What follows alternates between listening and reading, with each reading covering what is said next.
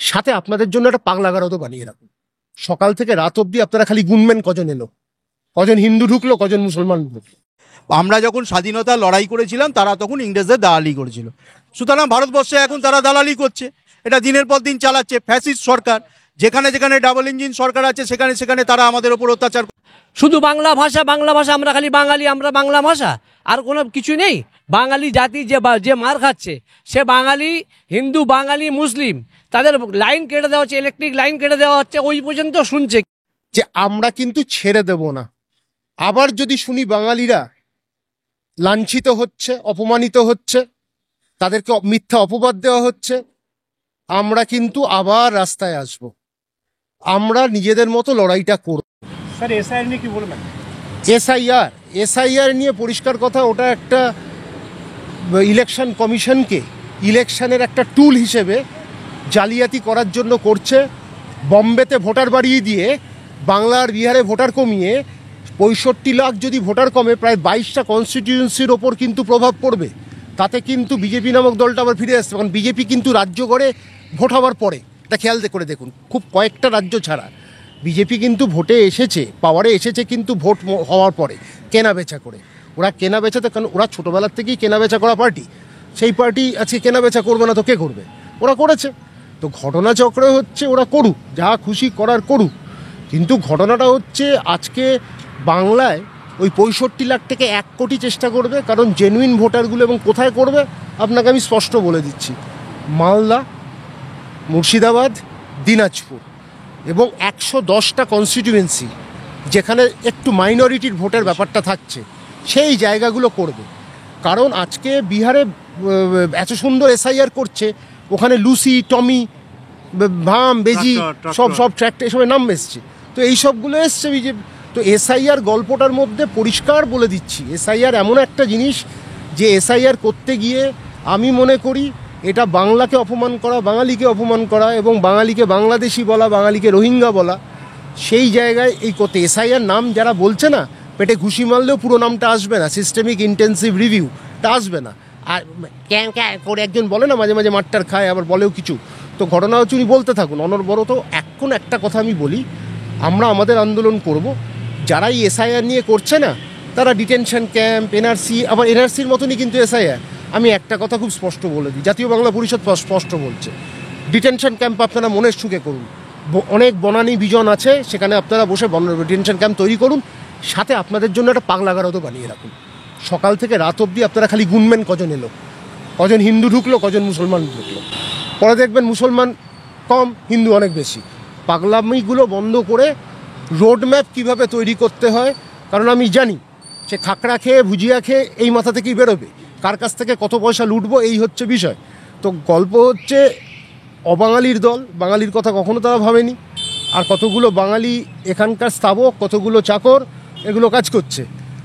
রাস্তার ওপরে, লরির ওপরে ওরা থাকে, অবাঙালি নেতারা নিচেরা ওখানে থাকে। এবার দ্বিতীয়ত হচ্ছে একটা ক্যাবিনেট মন্ত্রী দেয় না বাংলাকে। হ্যাঁ, বাংলাকে অপমান করার আর বাকিটা কী থাকে? তো ঘটনাচক্রে একটা কিছু করে না বাংলার জন্য। আর বাংলাকে মানে চিড়ে খায় বলে বাঙালিকে অপমান, মাছ খায় বলে বাঙালিকে অপমান। তারপর হচ্ছে এখন জয় মা কালী বললে হবে? গতানুগতিক। আর ওখানে তো আমরা দেখলাম 200 আর 500-র মধ্যে লড়াই, কিরম মারামারিটা হয়। তো আমার বক্তব্য হচ্ছে পাগলামোর একটা লিমিট আছে, পাগলাগারদে যাওয়াটা খুব দরকার, পাগলাগারদ নিজেদের বানানোর জন্য দরকার। এসআইআরটা পুরো ভাঁওতা হবে, এসআইআরের জন্য প্রতিবাদ প্রত্যেককে করতে হবে। আমরাও আর সময়টা বলে দেবো, 3-4 দিনের মধ্যে আমরা সিদ্ধান্ত নিয়ে, আমরা আবার বলছি আমাদের সংগঠন 1.5 বছরের সংগঠন, লাখ লাখ লোকের সংগঠন নেই। ডিম ভাত দিয়ে আনতে পারবো না, বড় বাস দিয়ে আনতে পারবো না, প্লেনের টিকিট দিয়ে আনতে পারবো না। যারা এসছেন তারা নিজেরা কষ্ট করে তেল পুড়িয়ে, কেউ স্কুটারে, কেউ মেট্রোতে করে এসছেন। আমি তাদের সে মেটিয়াবুজ থেকে শুরু করে দমদম থেকে শুরু করে বসিরহাট, উত্তর 24 পরগনা, দক্ষিণ 24 পরগনা, সবাই এসছেন, কাজ ফেলে এসছে। তো ঘটনা, আমি আজকে ছুটি নিয়ে এসেছি। এইভাবে আমাদের সংগঠন চলে, এইভাবে সংগঠনের প্রতি আমাদের সবার এতটাই অনুরক্ত আমাদের সংগঠন নিয়ে। যারা এসছেন সহযোদ্ধারা, তাদেরকে ধন্যবাদ জানাই। আমরা কিন্তু আবার মিছিল করবো, এই সহযোদ্ধারাই মিছিলটাকে সফল করবে, তাদের গর্জনটাই কিন্তু সারা বাংলায় গিয়ে পৌঁছবে, এটা স্পষ্ট বলে দিলাম। হিন্দু, মুসলমান, খ্রিস্টান, বৌদ্ধ একসাথে থাকবে, বাঙালিরা একসাথে থাকবে, পরিষ্কার বলে দিলাম। বাংলা এই কথাটা শেষ কথা। আসাম ভবন মেনলি আমরা যেটা ঘেরাও করলাম, আমরা একটা বার্তা দিলাম আসামের মুখ্যমন্ত্রীকে আমরা ডেপুটেশনটা দিলাম আসাম ভবনে।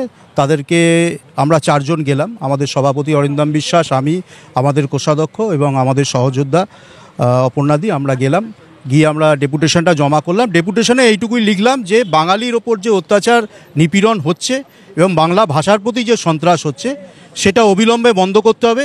সর্বোপরি বাঙালি জাতির কাছে যে আপনারা আজকে যে অত্যাচারিত নিপীড়িত করছেন অবিলম্বে ক্ষমা চাইতে হবে। এটা হচ্ছে আমাদের মূল দাবি। এই দাবিটাকে আমরা মূল রাখলাম এবং এই দাবি যদি ওনারা না মানেন তাহলে আসামের কোণে গিয়ে আমরা ভারতবর্ষের বিভিন্ন কোণে গিয়ে আমরা আজকে রাস্তায় নামবো, বাঙালির আন্দোলন করব। আর বাঙালির আন্দোলন জানে, অ্যাকচুয়ালি এরা বাঙালির মেধাকে ভয় পায়। মেনলি আমরা দেখেছি পূর্ব ভারত সব সময় বাঙালি জাতিকে অবহেলিত করেছে, আজ থেকে না, এটা বহু বছর ধরে চলে এসছে, যেখানে নেতাজি সুভাষচন্দ্র বসুর মতো মানুষকে অবহেলিত করা হয় এবং গোটা জাতিকে অবহেলিত করছে। কিন্তু আমরা এটা মেনে নেব না, আগামী দিনেও মানেনি এবং পরবর্তীকালেও মানব না। আমরা রাস্তায় নেমেছি, প্রতিবাদ করছি এবং ভবিষ্যতে আরও বড় প্রতিবাদের সম্মুখীন ওনারা হবেন।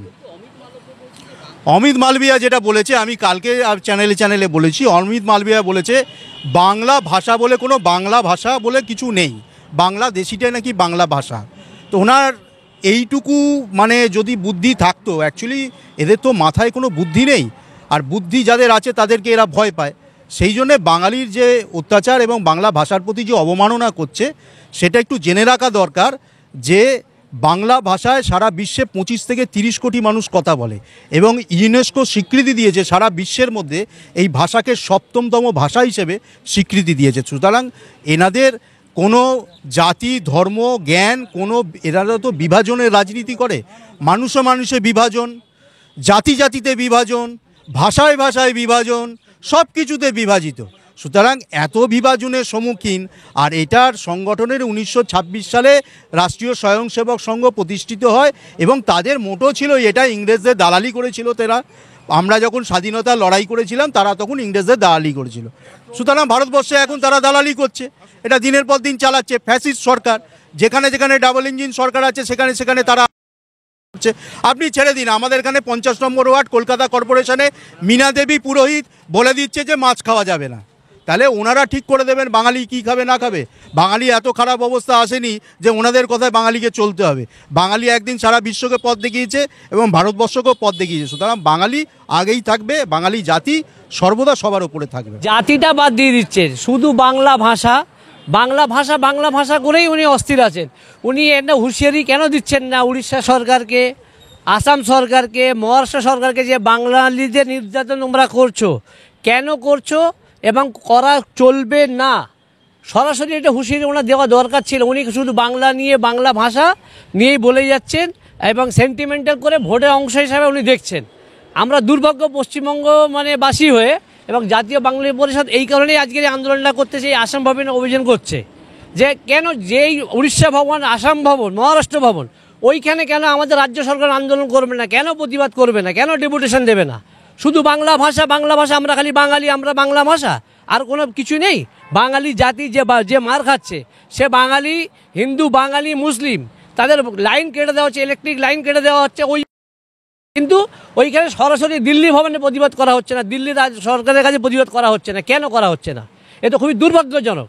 আমি এর প্রতিবাদ জানাচ্ছি, রাজ্য সরকারকে অনুরোধ করছি, এই প্রতিবাদটা অবশ্যই হওয়া দরকার।